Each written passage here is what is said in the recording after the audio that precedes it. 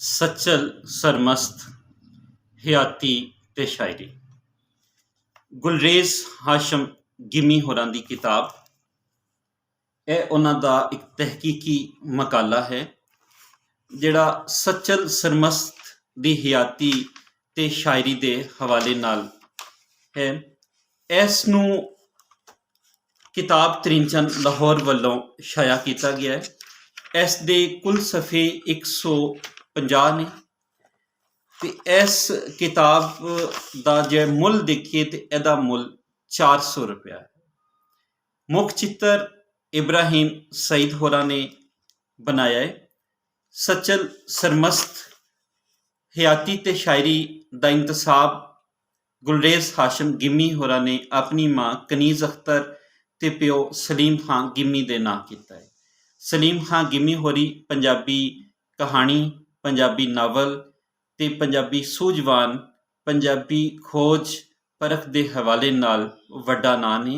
उन्हां दी सपुत्री गुलरेज हाशम गिमी होरी भी पंजाबी पढ़ाई लिखाई दे नाल जुड़े हुए ने ते इस हवाले नाल वो अपने माँ बोली दे सेवक प्यो वांग ही पंजाबी सेवा करते रहते हैं। इस दे जे असी फहरिस्त सारनी वेखिए पंजाबी शेरी रीत दे माणक मोती, पहला बाब वादी मेहरान का तारीखी पस मंज़र है।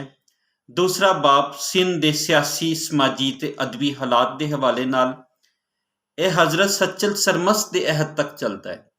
मुड़ तो लैके ते हज़रत सचल सरमस्त के अहद तक दी तारीख जिहड़ी है उस दे विच बयान की गई है। तीसरा बाब सचल सरमस्त दे वडके हयाती दे पख, इल्मो फजल ते अदबी हसीयत दे हवाले नाल। चौथा बाब सचल सरमस्त दे पंजाबी कलाम दा तज्जियाती मुताला।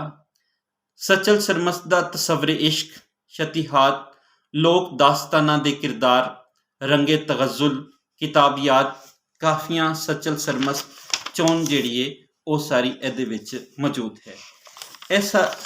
इस सचल सरमस्त के हवाले नाल जे असी गल करिए तो वो पंजाब ते सिंध की धरती दे अजे शायर ने, सिंध की धरती दे नाल वो ताल्लुक रखते ने। उन्होंने देश प्यार ते अपने इश्क के तसव्वुर नूं किस तरह उभारिया वो इस मकाले दे विच नज़र आंदा है।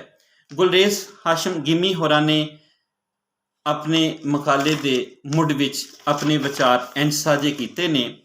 हफ्त जुबान शायर सचल सरमस्त पंजाबी शेरी रीत दे खजीने विच एक अनमोला मोती है। कई वरियां पहला तसव्वुफ नाल अपने प्यार ते निग पारों सचल सरमस्त दी पंजाबी नाले सिंधी शायरी नूं खंगालिया। मुहम्मद आसफ खां मरहूम ने भरवीं शफकत दिखाई ते सिंधी शायरी नूं तर्जमा करवा के मेरे मकाले लई सहूलत पैदा की। तुसीं देखो कि सचल सरमस्त के हवाले नाल पंजाब के वसनीकां दे दिलां दे विच जिहड़ी मुहब्बत मौजूद है वो इस मकाले विच भी नज़र आती है।